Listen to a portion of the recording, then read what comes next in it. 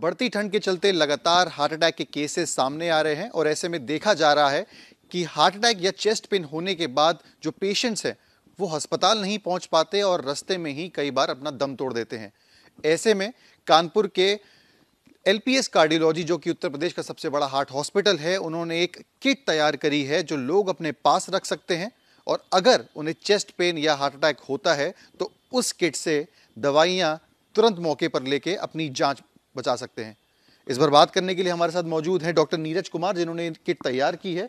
कितने की ये पूरी किट है, क्या क्या इसमें दवाई है, इस पे बात करेंगे।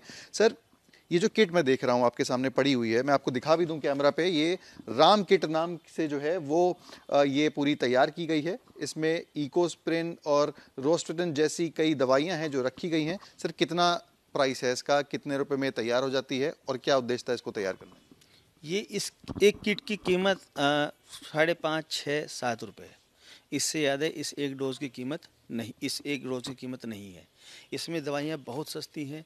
35 पैसे की इकोस्प्रिन की 2 गोलियां हैं, 80 पैसे का सॉर्बिट्रेट है और 3.5-4 रुपये का रोवास्टेटिन का एक टैबलेट है।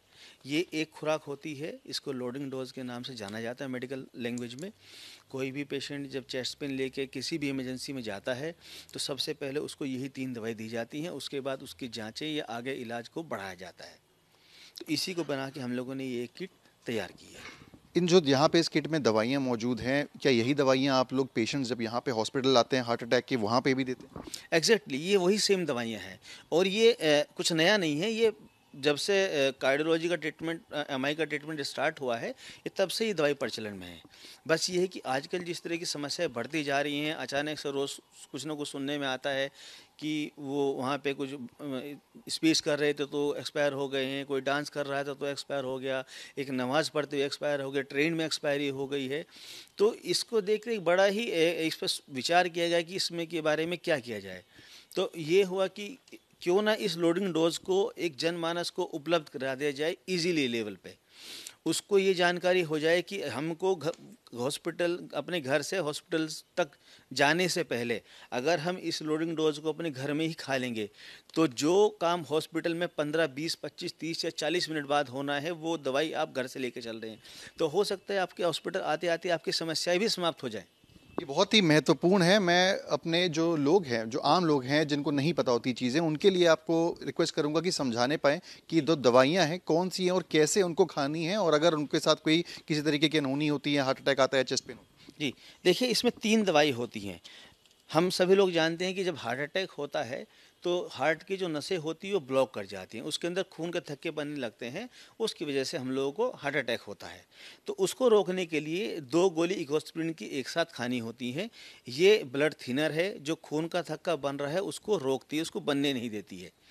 दूसरा जो टैबलेट है ये रोजुवास्टेटिन का है। इसको सामान्य भाषा में अगर हम बात करेंगे तो कोलेस्ट्रॉल कम करने की दवाई होती है। ये उस थक्के के प्रसार को रोकती है। इन दोनों को कैसे लेना है? ये 2 गोली, हमको 2 गोली इकोस्प्रिन और एक टैबलेट रोजुवास्टेटिन की पानी के साथ खा लेनी है। तीसरी जो दवाई है वो सॉर्बिट्रेट या आइसोडिल होती है।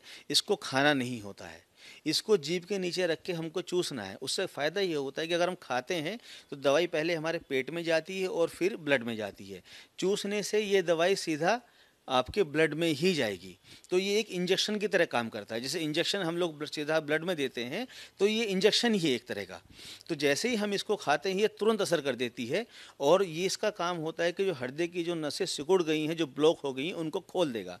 तो जो ब्लॉकेज आया था वो ऑटोमेटिकली उसके खुलने की वजह से कम हो जाएगा और खून का बहाव दोबारा शुरू हो जाएगा। मैं देख रहा था इसमें आपने जो किट का नाम है वो राम किट रखा है। राम किट के पीछे रखने के नाम के पीछे क्या उद्देश्य है? देखिए, इसके पीछे कई सारी चीज़ें हैं। पहली चीज़ तो प्रभु राम सबका एक जो हम लोग की आस्था है कि जब कुछ भी गलत होता है तो ईश्वर बचाएंगे, तो एक तो वो।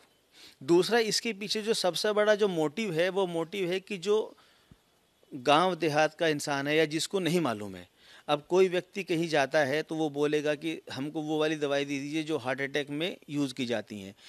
स्टोर वाले के लिए भी मुश्किल हो जाएगा और उनके लिए भी मुश्किल हो जाएगा उनका नाम याद रखना।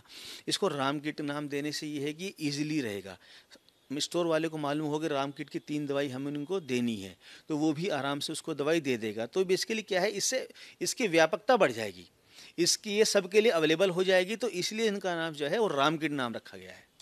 तो राम किट कहीं ना कहीं रामबाण साबित होगी उन लोगों के लिए जिन्हें चेस्ट पेन या हार्ट अटैक आते हैं।